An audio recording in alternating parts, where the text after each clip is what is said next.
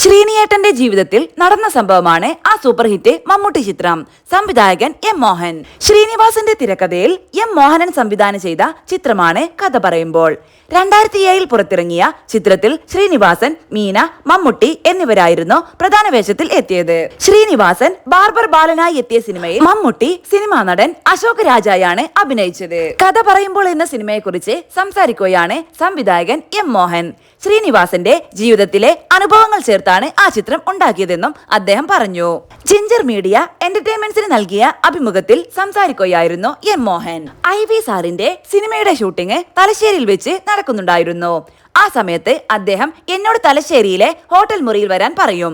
അങ്ങനെ അവിടെ വെച്ചുണ്ടായ ചർച്ചകളിൽ നിന്നാണ് ബാർബർ ബാലൻ എന്ന കഥാപാത്രം ഉണ്ടാകുന്നത്. ആദ്യം അധ്യാപകൻ എന്നാണ് വിചാരിച്ചത്.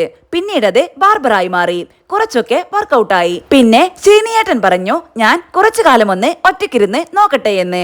അങ്ങനെ ആന്റണി എടക്കൊച്ചിയുടെ കെയർ ഓഫിൽ ഏതോ ഒരു ദ്വീപിൽ പോയി 2 ആഴ്ചയോളം എഴുതി. അവിടെ ഇരുന്ന് ഫസ്റ്റ് ഹാഫ് വരെ വർക്കാക്കി എന്ന് പറഞ്ഞ ആൾ തിരിച്ചു വന്നപ്പോൾ അത് ശരിയാവില്ല, അതുകൊണ്ട് ഞാൻ കളഞ്ഞു എന്ന് പറഞ്ഞു. പിന്നെ നമുക്ക് ഒന്നിച്ചിരിക്കാം എന്ന് പറഞ്ഞ് ഞങ്ങൾ ചെന്നൈയിലേക്ക് നടത്തിയ യാത്രയിലാണ് കഥ പറയുമ്പോൾ എന്ന സിനിമയുടെ കഥ ശ്രീനിയേട്ടന്റെ അനുഭവത്തിൽ നിന്നുള്ളതാണെന്ന് മനസ്സിലാകുന്നത്. ശ്രീനിയേട്ടനും ജഗദീശേട്ടനും ദുബായിൽ ഒരു റെസ്റ്റോറന്റിൽ ഫുഡ് കഴിച്ചുകൊണ്ടിരുന്നപ്പോൾ ഭാര്യയും ഭർത്താവും 2 പെൺകുട്ടികളും അടങ്ങുന്ന ഒരു ഫാമിലി ശ്രീനിയേട്ടന്റെ അടുത്തേക്ക് വന്നു. ആ സ്ത്രീയെ കണ്ടപ്പോൾ ശ്രീനിയേട്ടൻ പേര് വിളിച്ചു. അത് കേട്ട് ആ സ്ത്രീ വിറച്ചുപോയി. അപ്പോൾ അവരുടെ ഭർത്താവ് പറഞ്ഞു, അവൾ കല്യാണം കഴിഞ്ഞ കാലം മുതൽ പറയുന്നതാണ് അവളും ശ്രീനിവാസനും ഒന്നിച്ച് പഠിച്ചതാണെന്ന്. എന്നാൽ ഞാൻ അവൾ ബഡായി പറയുന്നതാണെന്ന് പറഞ്ഞ് കളിയാക്കുമായിരുന്നു. ഇത്തരത്തിലുള്ള അനുഭവങ്ങൾ ചേർത്താണ് കഥ പറയുമ്പോൾ എന്ന ചിത്രം ഉണ്ടാകുന്നത്. എം മോഹൻ പറയുന്നു.